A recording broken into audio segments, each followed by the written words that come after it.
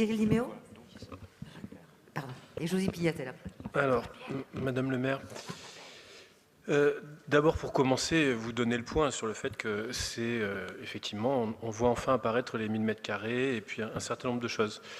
Mais c'est vrai, je dirais un peu plus cruellement que ce que l'a dit Pierre Spano, c'est qu'après un certain nombre d'années de grand n'importe quoi, et j'espère que Jean-Louis Vincent n'aura pas de plainte de l'ancien adjoint d'urbanisme pour le procès en négatif qu'est cette charte sur ce qui ne s'est pas fait pendant un certain nombre d'années et qui est assez catastrophique. Bon, on essaie d'encadrer, vous essayez d'encadrer, donc c'est voilà, c'est un pas en avant et c'est du coup positif de ce point de vue. Mais forcément, on est dans l'opposition, on va vous faire des propositions, vous faire avancer. On n'a pas eu l'occasion d'en discuter en commission d'urbanisme, donc on a cette discussion ensemble, comme ça c'est très bien. Sur les angles morts ou sur ce qui... Bon.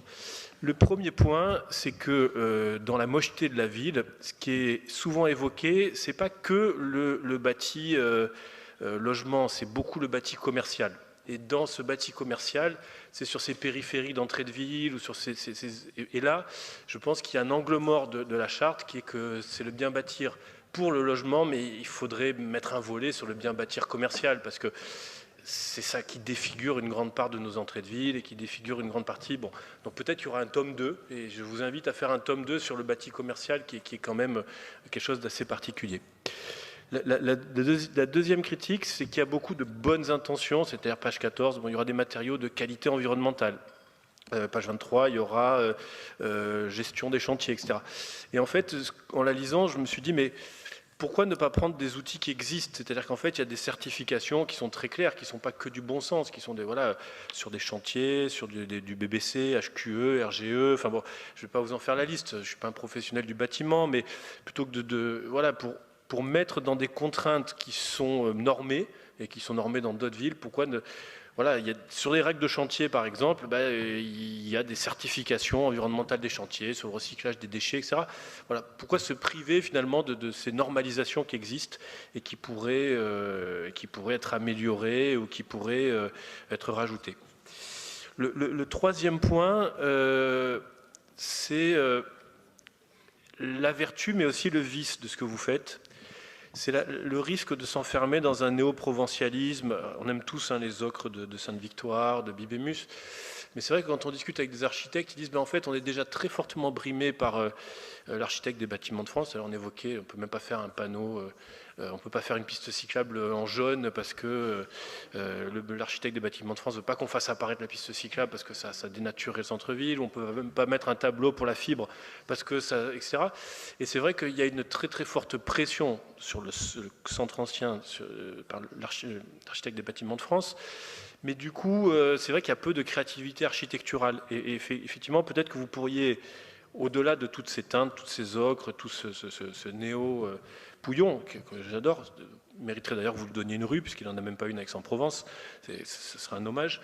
Mais est-ce qu'il n'y aurait pas le moyen d'ouvrir une porte qui a un peu de créativité architecturale, quoi? C'est-à-dire que les architectes, ils peuvent aussi faire des choses qui ne sont pas que du néo-provençal et qui peuvent aussi s'intégrer dans la ville. Donc peut-être de trouver une porte qui soit qu'on évite les choses horribles qui ont été faites par votre prédécesseur pendant trop longtemps, bravo à vous, mais qu'en même temps laisse un peu une porte à la créativité sur les architectes. Pourquoi je pense à ça? Parce que je pense que ça aurait été bien que vous en discutiez avec eux, avec les gens de l'ordre des architectes ou avec des associations de gens qui s'occupent de l'urbanisme. Il n'y a pas que Devenir, mais il y en a d'autres, et que vous en discutiez avec eux. Et c'est vrai que c'est le dernier point. Il y a peut-être un manque un peu de concertation, c'est-à-dire que, alors c'est vrai, quand on est en commission urbanisme, vous dites on est allé voir le permis, alors on était ce matin, vous nous avez dit on est allé voir les gens du quartier, que ça s'intègre, etc. Mais c'est vrai qu'il y a d'autres gens qui pourraient être partie prenante de ces processus voilà, d'intégration dans la ville, et peut-être qu'il pourrait y avoir là aussi un autre tome sur la concertation autour de ces projets, ou sur la discussion avec eux autour de ces projets. Donc pour me résumer, je pense que c'est un premier bon pas après une catastrophe que vous-même avez constatée. Il n'y a pas eu de catastrophe non plus. Non, il y a mais si, on peut vous les montrer. On peut souhaité réagir parce qu'on nous a obligés à construire, à surdensifier la ville. Mais, non. Oui, d'accord. Non, il ne faut pas nous faire dire ce qu'on n'a pas dit. Vous voulez pas de procès de l'ancien adjoint à l'urbanisme. Nous sommes très fiers de tout ce qui a été fait sur cette ville. Voilà. Donc vous faites une charte pour éviter de le refaire. Donc vous faites une charte pour le refaire. Donc ça va dans le bon sens. Il ne faut pas oublier le CCN. Il ne faut pas oublier le Grand Théâtre de Provence. Ça aussi, c'est la modernité que l'équipe a mis en place. Mais, donc je la refais. Est-ce qu'il est possible d'envisager, d'incorporer du bâti commercial et de faire quelque chose qui soit environnant, parce qu'il y a un gros problème qui est aussi gros que celui sur le logement? Est-ce qu'il est possible d'introduire des certifications peut-être un peu plus précises que matériaux qualité environnementale? Enfin, voilà, quelques trucs comme ça. Est-ce qu'il est possible de trouver des formes un peu de liberté architecturale et d'associer les architectes ou les urbanistes de la ville à ce genre de projet dans cette charte? Merci à vous. Je peux... Jean-Louis? Oui, je voudrais répondre. Donc sur l'archéologie, on a répondu. La préoccupation essentielle de la municipalité de Madame le maire, c'est de conserver à cette ville l'attractivité qui a été créée. Et cette attractivité, c'est pas n'importe quoi, il ne faut pas la dégrader justement. Et il faut donc construire de façon qualitative. Je voudrais revenir sur le prix du logement. Les 15% de logements intermédiaires, ce n'est pas le fait du hasard. C'est le constat qu'on ne peut pas se loger à Aix quand on a des revenus. On a fixé les seuils dans la charte. Hein. Donc, le prix d'une construction sera de l'ordre de 4 000 euros le mètre carré. Donc, à ce prix-là, il y a beaucoup de ménages qui vont pouvoir se loger sur Aix et qui ne seront plus obligés de partir à Venelle ou ailleurs d'ailleurs. Hein. Le maire de Puy-Sainte-Réparade, qui préside la commission sur le PLUI, nous dit « Moi, mon problème, ce n'est pas les Parisiens qui viennent acheter des appartements à Aix.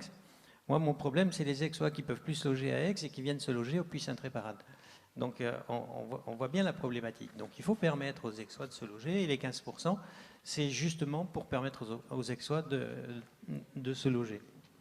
Alors, concernant les certifications, vous savez que depuis le 1er janvier 2021, il y a une norme thermique, entre autres thermique, mais qualitative, qui s'appelle la RE 2020. Elle est obligatoire. Elle est obligatoire et c'est une contrainte pour la profession de l'immobilier parce qu'il va falloir la respecter de façon impérative. Sur l'architecture, il faut dire que l'ABF n'intervient pas partout, mais dans une bonne partie de la ville. Vous savez qu'Aix est la première ville de province pour le nombre de bâtiments classés et inscrits à l'inventaire. Je vous invite à consulter l'Atlas du patrimoine, sur l'Atlas du patrimoine à la DRAC. C'est sur Internet. À Aix, il y a énormément de constructions classées.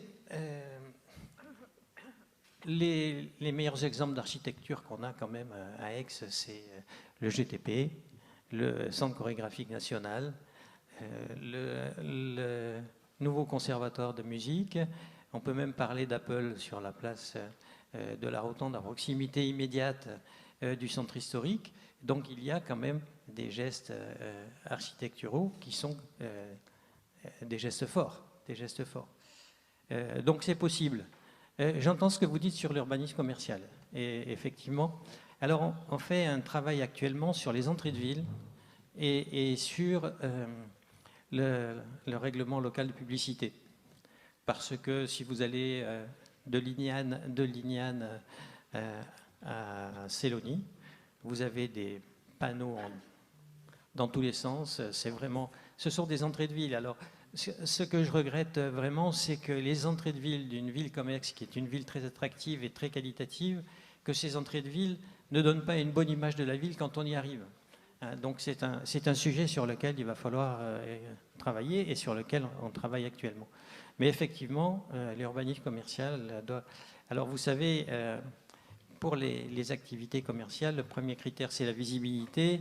Et pour avoir de la visibilité, il faut avoir des grandes enseignes avec beaucoup de lumière et des couleurs fluo. Ils ont besoin d'être vus. Mais j'entends parfaitement ce que vous dites et on va y réfléchir.